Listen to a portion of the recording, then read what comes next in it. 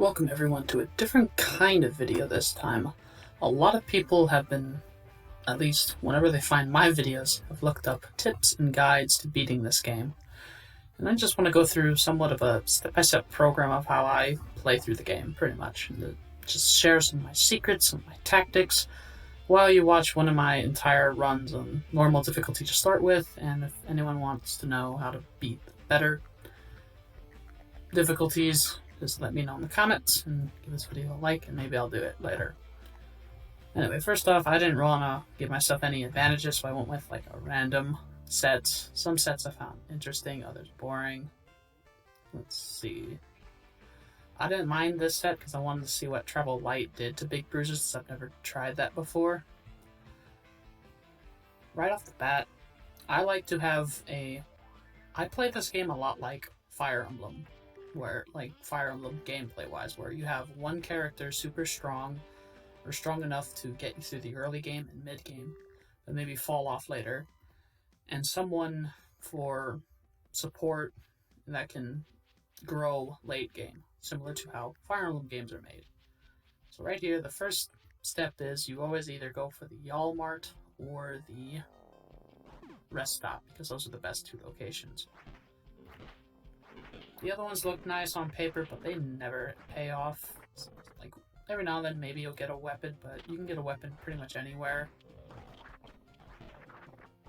So, see, going into the combat areas, what I basically do is I like to, depending on my situation, I'll switch from clearing out an entire map to looting around trying to grab stuff.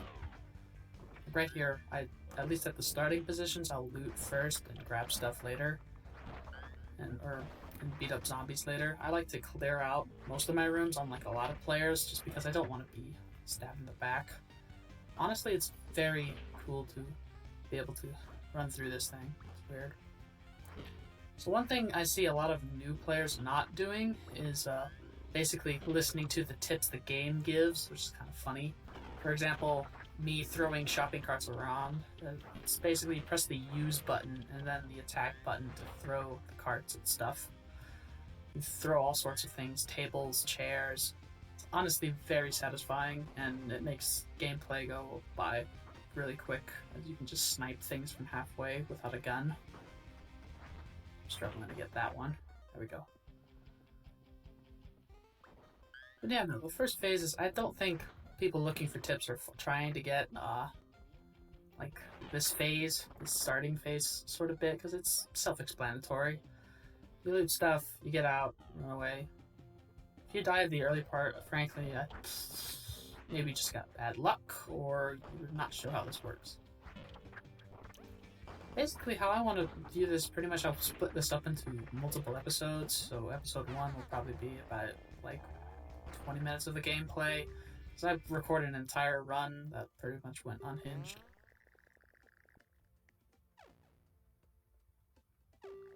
Yeah. Most of the time for first starting runs, you'll end up doing all sorts of stuff. How I describe this game, it's set up in phases that are guaranteed. For example, at first you'll have a bunch of You'll first have a looting event of some kind, and then shortly after you'll have a siege event. Either on the third or second driving event, you'll have a siege event at random. Siege events, your goal is to pretty much just bait zombies away from the door, loop around, kill as many as you can, clear the room out as best as you can, and then escape. I basically do that. The main goal of this really is spacing. What I see a lot of people do is that they'll just keep going in, wailing the zombies, and like not space out. So for example, what I'm doing right now, I'm punching and retreating because this game has a system where you can't just flail punch. You get tired over time, hence the sweat drops and the character glowing red. So honestly, this is probably one of the worst map positions for this, just because like my characters aren't strong enough to hit things in the back, and I get lucky here. Nail board, not very effective because it's heavy. My character's tired, so basically just waiting, stalling them out, trying to bait them away from a certain spot. right here, I'll hug the wall corner, slip out. I don't know why I did that. It just felt like it. Maybe I was stretching my fingers. I don't know. But yeah, so that right there is not really an advanced technique, but basically, you want to play this like any zombie game. If you've ever seen Left 4 Dead, you'll see that a lot of people bait the zombies to go in one certain direction just to run around them, loop them, and then escape. See it all the time. I got rid of the useless weapon there because that weapon's common and sucks. Anyway, one thing I like is that my other character has that really gets me through a lot of this run is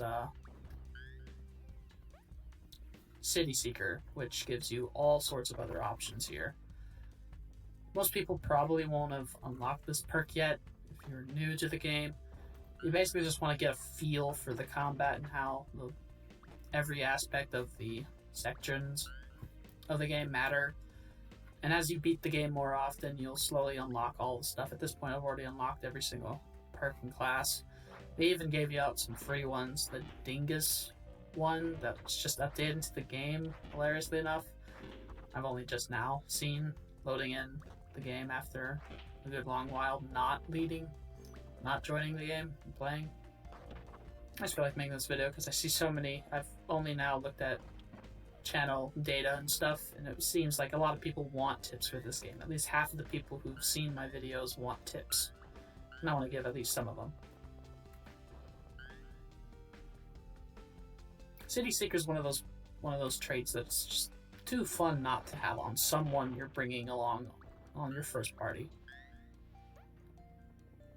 I always build my parties basically off of I'd make sure, again, same Fire Emblem technique, to have one character that can definitely fight well, and then a backup character that either gives off a good trait or can grow into a fighter later. And City Seeker's definitely one of those traits that gets overlooked or is overused. Like, you only need one character to have it, not 5. It's a good trait. It's just not worth having so many characters with it.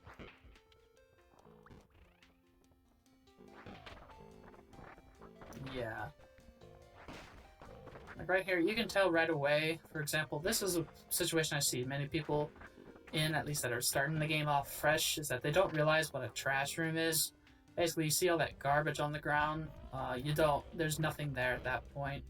There's normally one room in a trash house with stuff. In this case, there was nothing.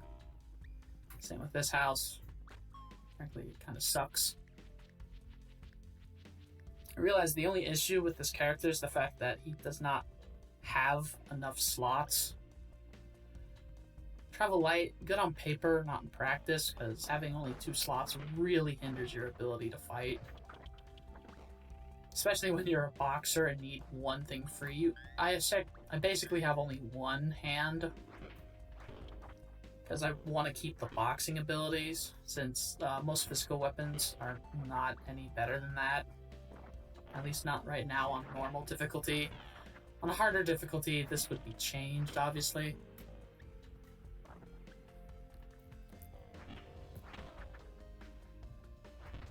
The other thing I do here is use my gun sparingly. Guns, that's just a side effect of shooting them, will alert zombies to your presence, so they'll start coming towards you through walls and windows, doors, all sorts of stuff. I like to save my weapons as much as possible until desperation hits, or it's a siege and you need to use them all. That's just me. Again, same tactic, throwing stuff, circling around, making sure I have the movement advantage. That's the main thing.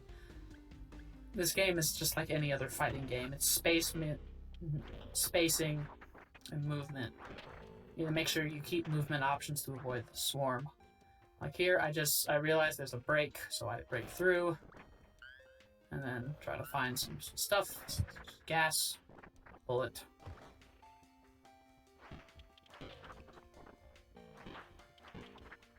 You need to recognize like certain things in front of you as you move through the game. Like, for example, those zombies are all stuck there. So I go around, grab this, and make sure I get most of them, and guarantee that I get all the good stuff in here. I don't like the AI. The AI somewhat sucks at grabbing items, but it's good at knowing when to switch to a gun if garbage has hit the fan and you're in trouble. I don't mind the original AI, just every now and then. It also makes dumb decisions. It picks the weapons out by damage output instead of, like, anything I would want in a weapon, such as indestructibility. You'll see that twice in the series. Again, I make sure to clear the car away from everything. You don't have to really do that unless there's a larger swarm, but I did it anyway. Also test out to see how good the character's shooting is. Yeah, random events, I check the stats on the characters, try to see what abilities they have. Big Bruiser's notorious for being dumb, so I didn't trust him, so I went with the other guy. I ended up being half right. The other guy was also dumb, wits-wise, not very smart. That's not good. Honestly, I have never gotten this is the first time I've ever gotten this event. It's honestly kind of sick. Chicken wings. Totally be in there.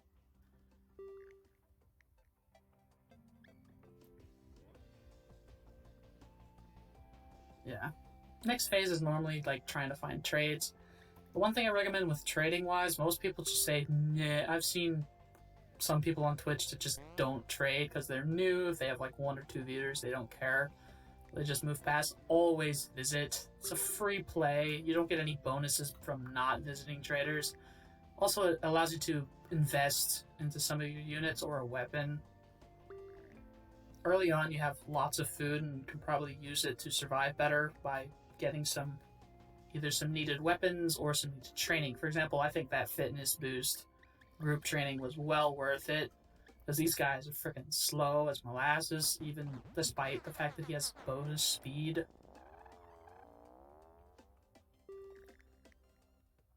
I'm trying to remember what all I did here.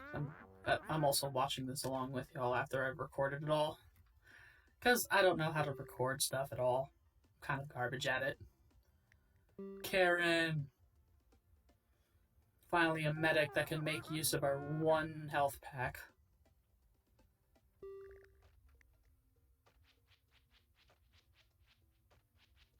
Oh, the sewer events. The strategy for these really is just literally sprinting. They tell you in the thing to like sprint away. The one mistake I made is that I should have equipped the flashlight to my own character, because having the lights behind you somewhat defeats the purpose of having someone seek out the exit. I get lucky here. I find a lot of ammo in a box. Able to use that as a thing. Then I recognize that I won't be able to get out, so I have to retreat and resort to shooting. I think the main thing is just recognizing how many zombies are in front of you or behind you, and knowing which way to go when you get overwhelmed on one side and need to recuperate your losses. This sewers thing was kind of small, to be honest. Not that great.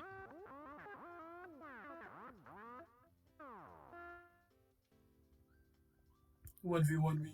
I'm surprised there was no morale boost or drop for that.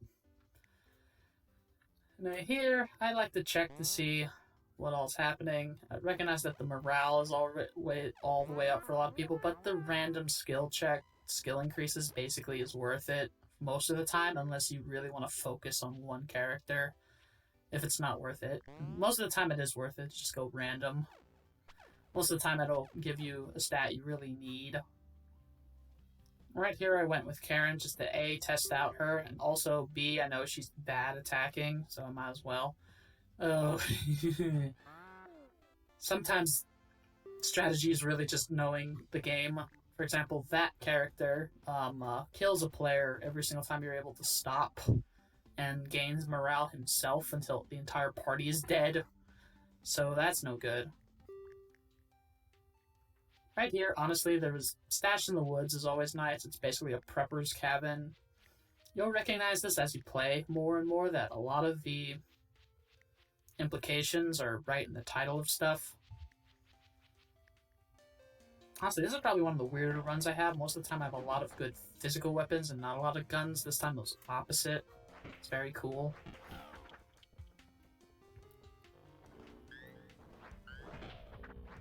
So, oh, this encounter is pretty sweet. Basically, I use the bed as a wall there to force the zombie to go another direction and stall out for time. I knock out some people. I should have probably arrested Karen during this, but I didn't. It didn't result in anything. Also, I made sure I picked up the explosives immediately. If anyone's ever been to my channel, there's multiple videos of me failing runs by using explosives wrong. I haven't done that in a while. Unless I was throwing on purpose. Man, see, that's one thing I've always noticed about people who play this game is the fact that a lot of people will just say, oh, it doesn't matter if I kill all the zombies. I'll just kite around everything. Speaking of which, that's not what kiting really is. I actually looked it up. It was meant for friggin' League of Legends strats. Honestly, it doesn't work all the time in this game. You want to still attack the zombies.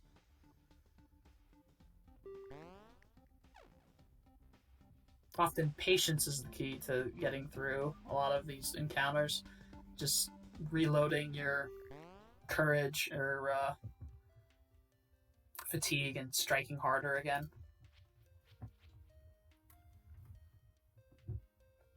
I take into account what's available here. The furniture store is normally completely useless, while the pet shop could give a dog. Also, I think this bugged, by the way, because I did not find a pet shop anywhere. Spoiler alert.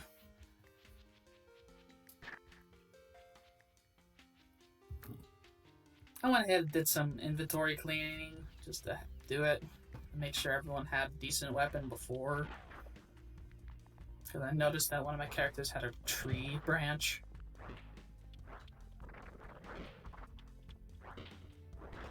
I don't know why I'm missing so often here.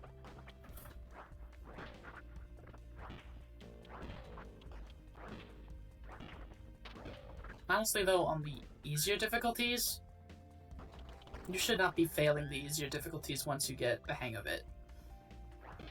Once you unlock a couple of runs, you should, like, I think this is my 10th win, or 9th win, one of the two, on the normal difficulties, because I played it so often.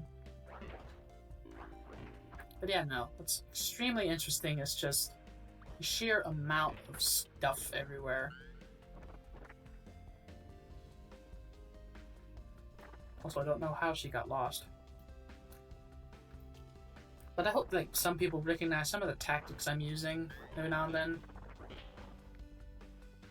For example, some cases it's better to run past than let the AI. The one thing the AI is really good at doing is ganging up on one zombie, one or two zombies in front of you, and just bashing them to death really quickly.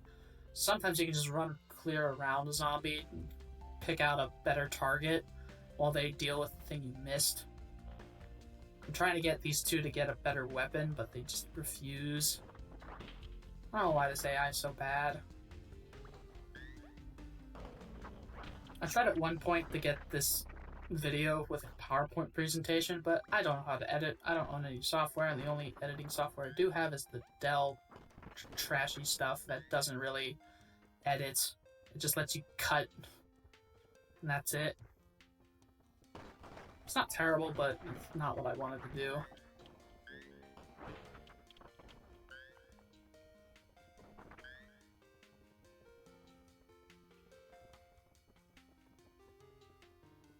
Also, you need to recognize that my movement often... One thing for certain, I'm not using a freaking controller for this game. I am using keyboard. Literally doing WASD. And I think I've based it off of a fighting game prompt somewhat. I use P, O, I, and U for a lot of the attacking. P for just punching stuff. O, I think, is use, and I believe is switch. One of them. I'm trying to get my characters to pick up the stupid stuff, but they won't. And then recognize, oh wait, this guy actually needs health, and heal him. All the things is that there really isn't a strategy often for this game. It's like, again, playing Left 4 Dead, but 2D, and it's not an FPS. Here is the... I'll be honest, this was sheer luck. This girl is the carry of the run. Spoiler alert. Frankly, it's not a surprise here that... because she's overpowered, broken. Oftentimes you'll find, at least in one house, that some broken character, you'll either find her, I found Thor. Often I find Rick Grimes, or sorry, Rake, or the person who screams Carl. All that matters. Hi, zombie. I thought that was a person at first. Yeah, no. Honestly, this entire run is very straightforward. I get to use a whole lot of better tactics later. I think right here is a good stepping point. At least, because honestly, the rest of this thing doesn't really matter. I will just go ahead. Honestly, that's pretty much it for this. Hope y'all enjoy this video. Talk to y'all later. Bye.